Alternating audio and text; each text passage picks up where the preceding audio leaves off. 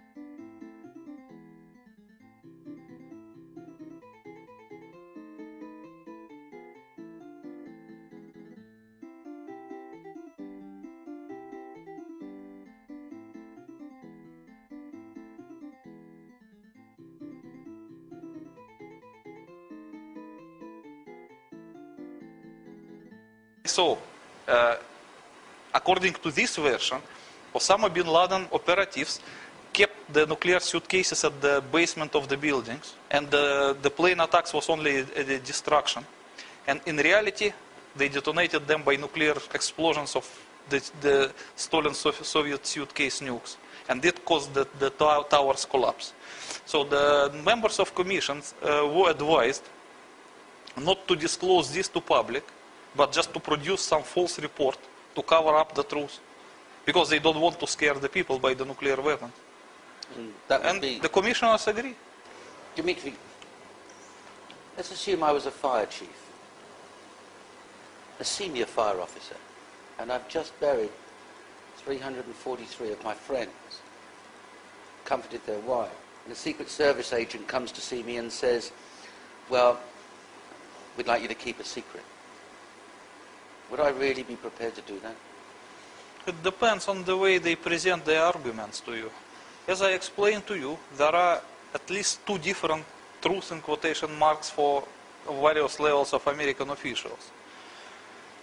And one of them, the ultimate top one, claims that the American officials were obliged, unfortunately, to demolish the World Trade Center by their nuclear devices because they believe there were half-megaton thermonuclear warheads planted above the towers. Those like the one hit the Pentagon.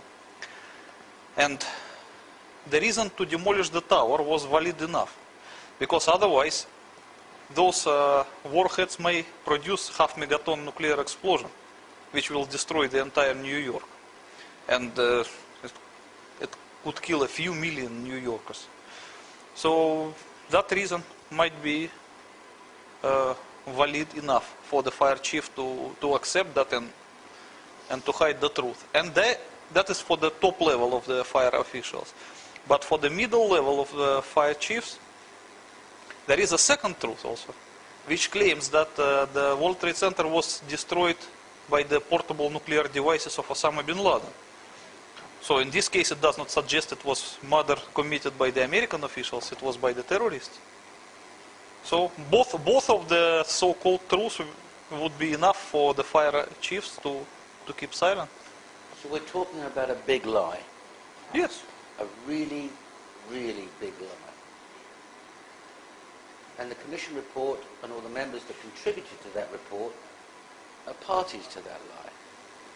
Unfortunately, yes. Doctors are party to that lie. Yes. The media, some patricians within the media would be party to that lie. The media probably not, because they were just reported what was said to them by the officials. They did not invent anything.